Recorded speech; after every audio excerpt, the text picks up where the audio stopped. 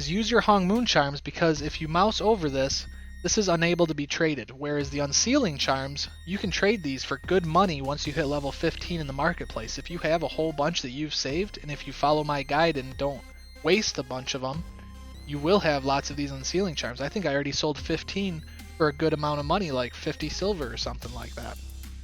So use your Hong Moon sealing charms first.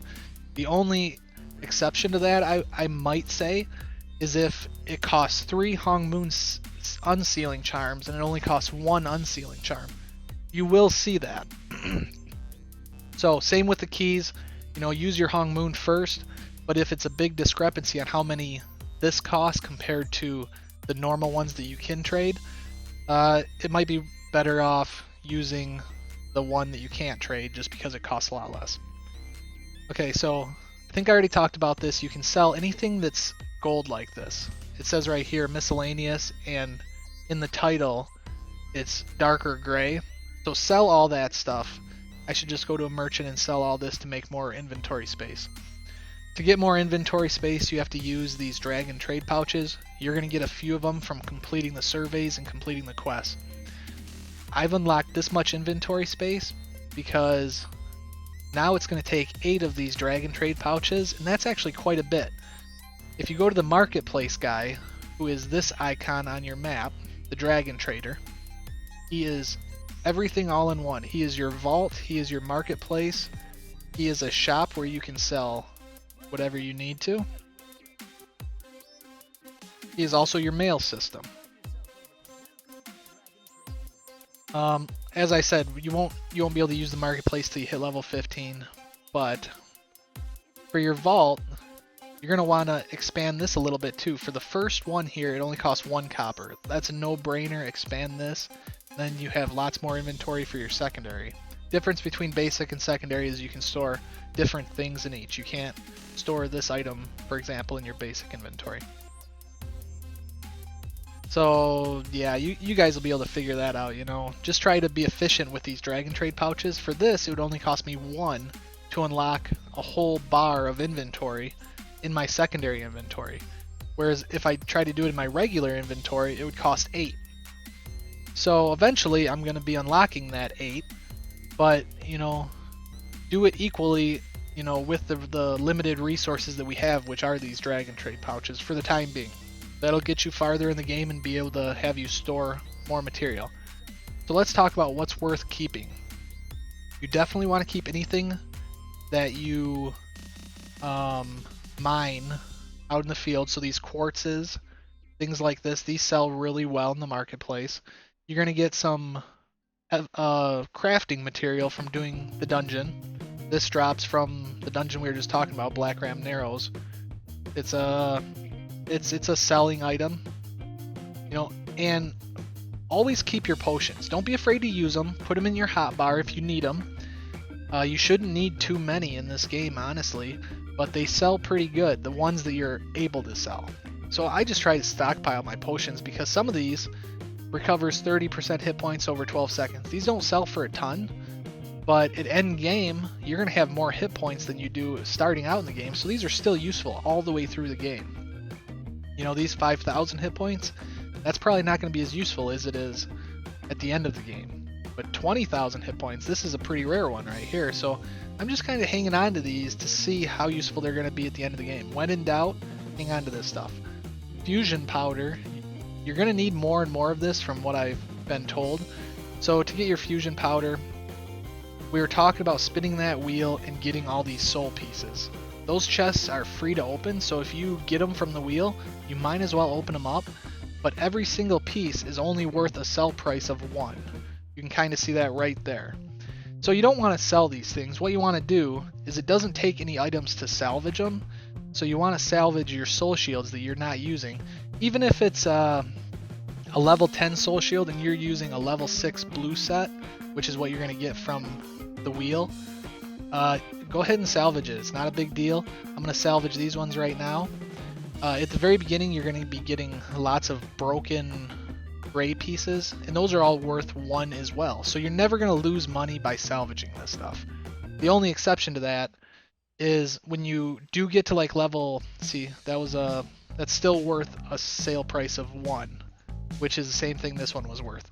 The exception to this is these items with high stats later on in the game are going to be worth more in the marketplace because people are going to want to buy them to add to their soul shields. But up until level 30, don't even worry about it. If you get greens and grays, save yourself some inventory space and salvage these things, my opinion. Okay, so I'm salvaging these. You're also going to get at least one of these from a quest. These are socket pieces for your weapon, and I don't know if you can socket accessories or not. But, I wouldn't, do the socket quest just to get credit for the quest. But don't worry about socketing anything into your weapon until later on, because every time you evolve a weapon, you lose anything that's left in the sockets unless you remove them. And you can remove them for a fee. I don't know what that fee is right now, but they're not a big deal right now. Again, it's another thing you just kind of want to hang on to until you get to the end game, and then we'll figure that stuff out. Let's just, this game's not so hard that you need to be upgrading every little thing that you can, because it is costing you resources to do so. Okay, so with your weapon, as you're leveling it up, and you're adding all these other green weapons, like this one for example, I just got these two just from playing the game. They start to drop more frequently in the second act, so you're gonna find more of these things. And you just add them like this. Don't be afraid to anything green or anything that you can add to your weapon. Don't be afraid to do so. What you don't want to do is you don't want to have this max bar go all the way to breakthrough and not know how much of it is being wasted. So you're going to get some evolution material. We can see those in my vault. And these ones right here. So this is a accessory reinforcement material. I think I've already used all my weapon ones. So this is a weapon reinforcement material. But you can use these as the same as feeding other same type of equipment pieces to your existing ones, but they will give you a very much larger boost. So when you're using those things, make sure you're using them to their full advantage and don't waste extra experience they could be giving you. Wait till you get to that next breakthrough, then use those pieces. As far as accessories go, I'm just trying to level them up kind of equally. It's expensive to level up accessories, I'll tell you, because once you get to the marketplace, any accessory you can sell is worth at least 50 copper right now. And this will be interesting because a few months later down the road, I can watch this video and see what the prices were, when this game first came out. But 50 copper is a decent amount for new players starting out. So feed them the different stuff that you get. So if you get a bunch of green necklaces or whatever, you can feed those to an accessory. Get it to level 5, and then it's the same as the weapon. You're going to be looking for a specific plague necklace in this case to get past that breakthrough. Some people say don't even worry about leveling accessories, let's just get to endgame as fast as possible. You can do that. It's not a big deal. But I suggest, kind of messing around with your accessories. If you got a bunch of extra accessories, you can feed them. Or if you get those materials, go ahead and feed it to them. And try to get these extra breakthroughs, because those are going to be coming to you as you level up in the game. So you might as well get them now, use them now, so you won't have to come back later and go, oh geez, I don't remember where to get a plague necklace from, but I know I got it as I was questing and spinning the wheel. I know I seen a plague necklace, but... So it's just going to save you time, and we're not trying to super rush through this game. So I'd recommend, working on your accessories a little bit. Try to level them equally, just so that they stay in line with your current progress. I'm way behind on these. Plague necklace is probably something I could have got a while back, but I didn't mess with the accessories too much. This one right here is ready to be evolved, but I just have to find the right material for it. Oh, I already know this one right here. I just need to find these. I see Songshu Isle Field Boss. So level 16, I'm beyond that, but alright, those are just those tips. Hang on to your mining picks, hang on to your unsealing charms. You can sell some of them and keys once you get to the marketplace at level 15. Hang on to some of this stuff, some of the blues, but only hang on to the blues, and you only need one of each. If you need it, for a breakthrough. If you know you're going to need it for a breakthrough, hang on to it. If not, if you got it from spinning the wheel, just feed it to whatever piece of equipment makes sense. It's going to help you out. Hang on to anything like this, these high quality crafting materials. Put them in your vault until you need them later on.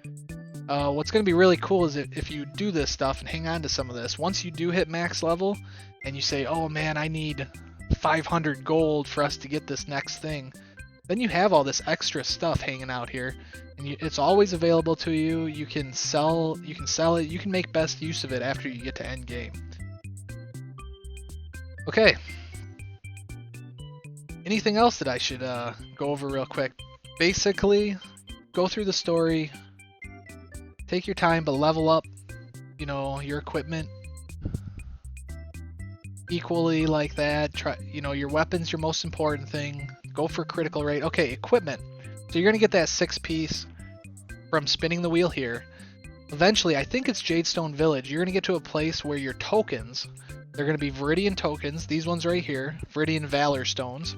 You can exchange these for equipment or outfits. I can't tell you exactly. Let's see if we can find them on the map. I think it's the Jadestone place. But in Viridian Coast, let's zoom in. How do we zoom in?